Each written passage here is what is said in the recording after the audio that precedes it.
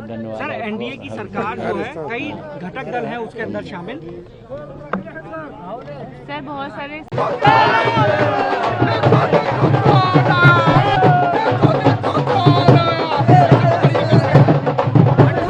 देखिए, आज भारत के लिए भी एक ऐतिहासिक दिन है जब नरेंद्र भाई मोदी जी 62 साल के बाद लगातार भारत के तीसरी बार प्रधानमंत्री का शपथ उन्होंने लिया है। ये एक ऐतिहासिक दिन है। जहाँ तक हम लोगों की बात है तो हम बिहार से आते हैं, मगध से आते हैं, गया और बोध गया से आते हैं। वहाँ की जनता की अपेक्षाएं थी, उन लोगों ने इसी नाम पर वोट दिया था कि हम एमपी के लिए वोट नहीं दे रहे हैं, कैबिनेट मिनिस्टर के लिए वोट दे रहे हैं।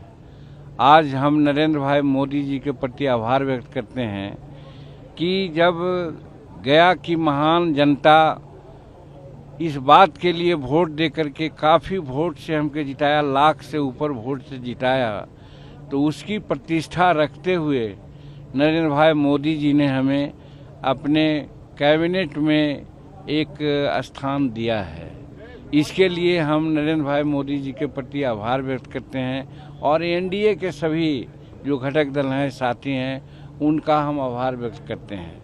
और हम जिस प्रकार से प्रधानमंत्री जी संकल्पित हुए हैं कि पहला टर्म और दूसरा टर्म से ज़्यादा आगे कठिन कदम उठाना है ताकि भारत को जो 11वां पोजीशन में था आर्थिक व्यवस्था के सिलसिले में 10 वर्ष में 5वां स्थान पर ले आए हैं। और आज नरेंद्र मोदी जी की एकदम दृढ़ संकल्प है कि 2024 से 2029 के बीच में हम भारत को संसार का तीसरी अर्थव्यवस्था के रूप में ले आएंगे।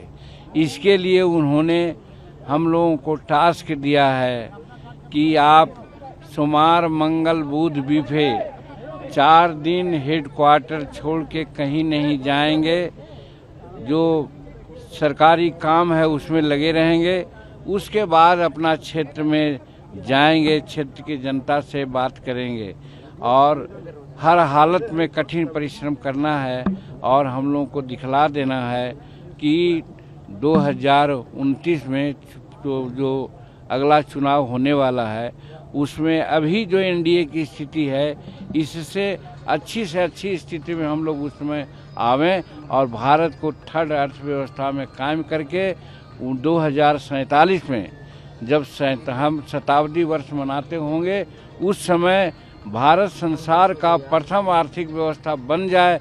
इसके लिए हम लोगों को परिश्रम करना है, कठिन परिश्रम करना है, ये बताया गया है। और इसी संकल्प के साथ हम लोग आए हैं। कोई मंत्री बनने का मामला यही बनता है कि हम लोगों पर बहुत भारी जवाबदेही आई है।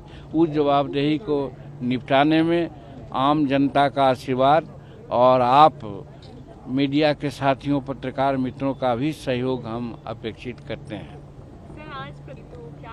फिर अलग अलग बात कैसे होगी? ये सब बात यही सब नहीं कि प्रश्न तो करने नहीं आता है।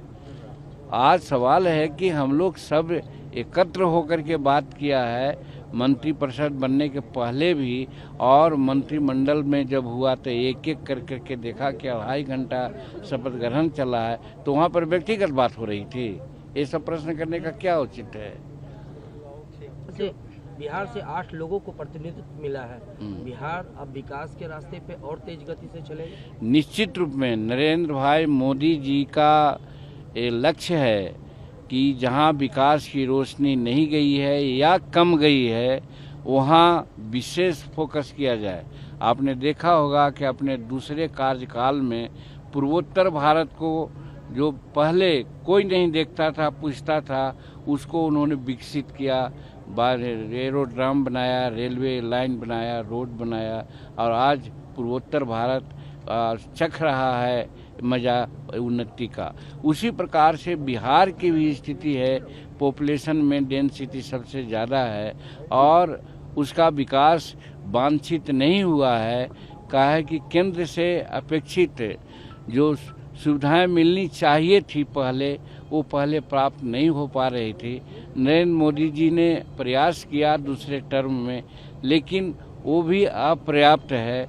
वैसी परिस्थिति में बिहार को 8 मंत्री पद दे करके उन्होंने साबित करना चाहा है कि 8 मंत्री कठिन परिश्रम करे ताकि बिहार का विकास जो हर दृष्टिकोण से होना चाहिए वो हो। इसलिए उनके जो श्रद्धा है बिहार के बारे में और अविकसित राज्यों के बारे में, उसको हम सलाम करते हैं और हम आशा करते हैं कि हमारा बिहार में डबल इंजन की सरकार रहेगी और डबल इंजन की सरकार में हमारा बिहार बहुत आगे बढ़ेगा, कम से कम 2024 से 2029 के बीच में। मांझी जी का अपने लोकसभा में क्या विजन है 5 सालों के लिए?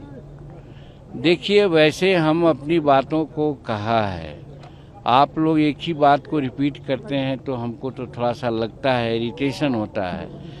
गया के बारे में हम सबसे पहले नरेंद्र मोदी जी की मीटिंग हुई थी 16 अप्रैल को। उसी मीटिंग में हमने कहा था कि गया में 3-4 प्रॉब्लम है जो मगध से भी संबंधित है। सबसे पहला तो ये है कि दक्षिणी बिहार जिसमें मगध विशेष करके है वो सुखाड़ क्षेत्र के रूप में माना जाता है। आज भी अंडरग्राउंड वाटर लेवल है जो नीचे जा रहा है, जिससे वहाँ पेयजल की समस्या होती है।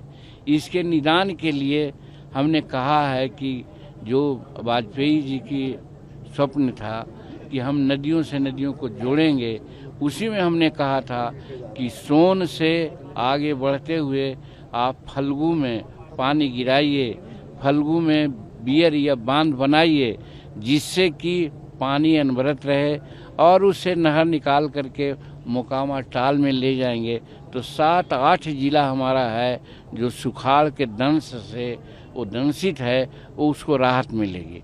और दूसरी बात कि पर्यटन भी बहुत महत्वपूर्ण है और जानते हैं कि बोधगया पर्यटन के क्षेत्र में पर्यटन के लिए वो उसको क्या कहा जाता है कि विशेष सिटी के रूप में जिसको कहा जाता है वो दिया गया है। तो आज सड़क जो नदी किनारे है फल्गु के, सड़क बना देंगे हम लोग, नदी में पानी रहेगा, उसमें नौकायान चलाएगा और पर्यटन लोग आकर के वहाँ अपना आराम करेंगे और अपना हर तरह के सुख सुविधा से ही करेंगे जिससे हमको पैसा मिलेगा। गया का जो क्या कहते हैं उसको पूजा है सो भी करेंगे। चलिए, बहुत बहुत धन्यवाद। सर, एनडीए की सरकार जो है कई घटक दल हैं उसके अंदर शामिल। सर, बहुत सारे सवाल खड़े हो रहे हैं। सर, 5 साल क्या नरेंद्र मोदी प्रधानमंत्री बने रहेंगे? 5 साल नहीं, 5 साल नहीं, ये अगले 10 साल तक प्रधानमंत्री बने रहेंगे, एक गारंटी है। सर, अपोजिशन लगातार इस बात को कह रहा है कि प्रधानमंत्री पूरे 5 साल पूरे नहीं कर पाएंगे। आप प्रधानमंत्री 10 साल पूरा करेंगे और हम समझते हैं भारत को अर्थव्यवस्था के दृष्टिकोण से संसार का तीसरा अर्थ कहेंगे, उनका दृढ़ निश्चय है।